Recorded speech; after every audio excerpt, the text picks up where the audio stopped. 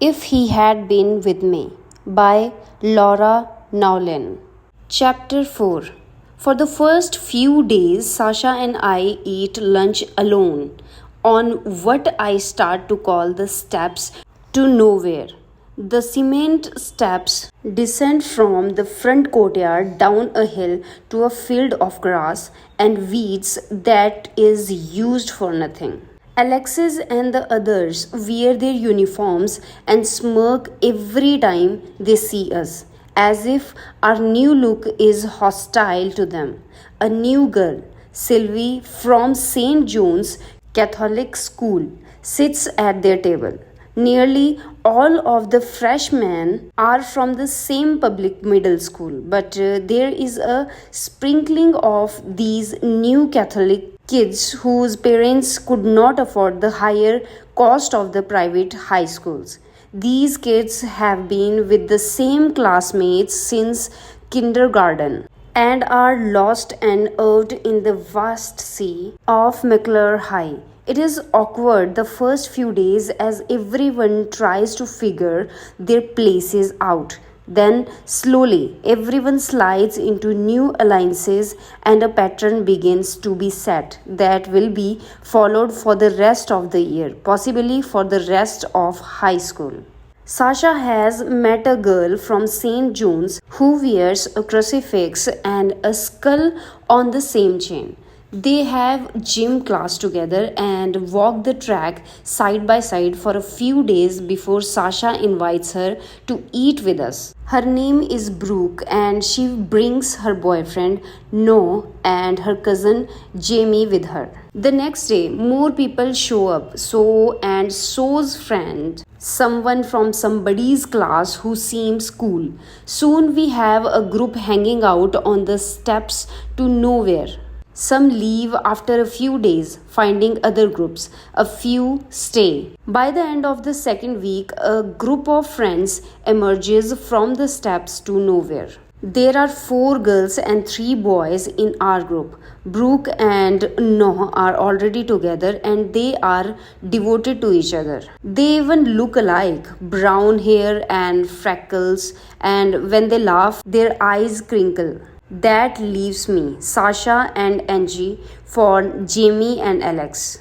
Angie, blonde and a little bit chubby, still has a crush on some guy from her old school. Alex has pretty eyes, but he is short and the goofy. Silly type, still a little immature. I can see by the way she looks at him that Sasha is my competition for Jimie. I got butterflies in my stomach the first time I saw Jamie's face. His eyes are green and fringed with impossibly long eyelashes. Above that, his hair is dark, a little curly, and very messy. He is tall, skinny, and pale. Jimie is animated and funny, and he smirks a lot. He reminds me of Puke from A Midsummer Night's Dream. Jamie leads the other boys into mischief that the girls sit back and watch from the steps, giggling.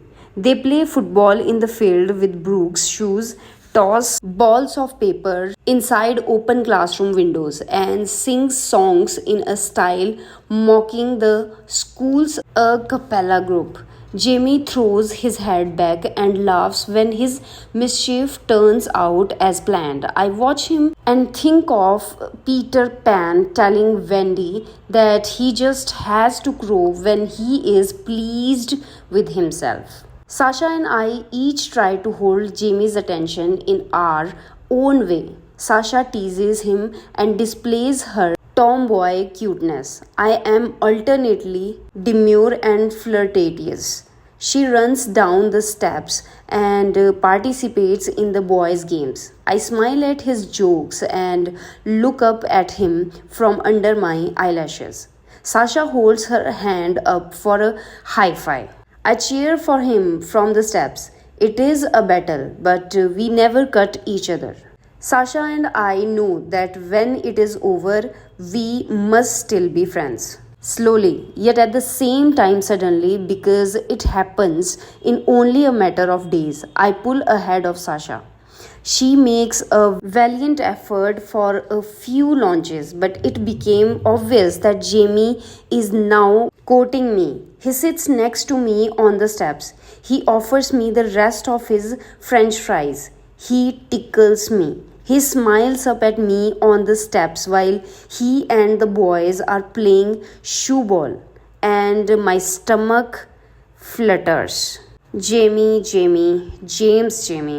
One Monday afternoon on the steps to nowhere, Jimie takes my hand in his, as if it has long been settled that it is his hand to take whenever he pleases. And everyone acts as if this is normal.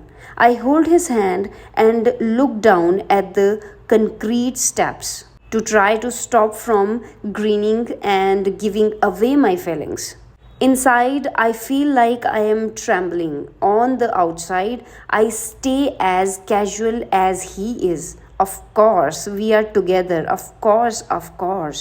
That day, Alexis and the others look at me with interest when Jimie and I walk down the hall past them, then turn away as if they couldn't care less. But they have to have noticed. He is undeniably gorgeous. Jimie is a dark, hairy Adonis, a gothic prince, and he is now mine.